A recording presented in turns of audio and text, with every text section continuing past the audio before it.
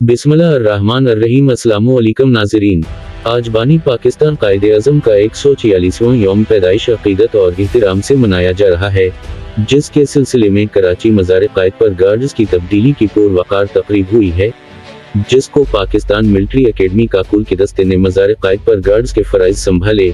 मेहमान ख़ुसूसी major general Umar अजीज़ ने मज़ार क़ायद पर चादर चढ़ाई और मेजर जनरल उमर अजीज़ ने बाबाए कौम पर फातिहा ख़्वानी की। अज़ाज़ी गार्ड्स ने मेहमान ख़ुसूसी मेजर जनरल उमर अजीज़ को जनरल सलाम पेश किया।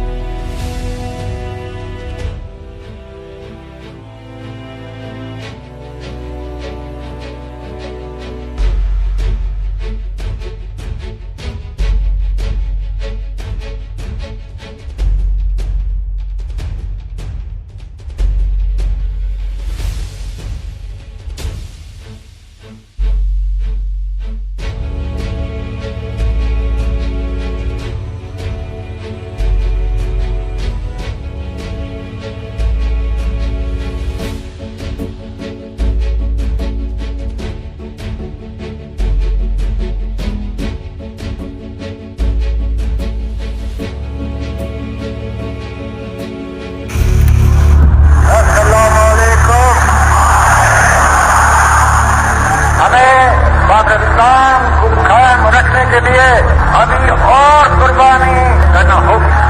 मुसलमान मुसीबत में घबराया नहीं करता।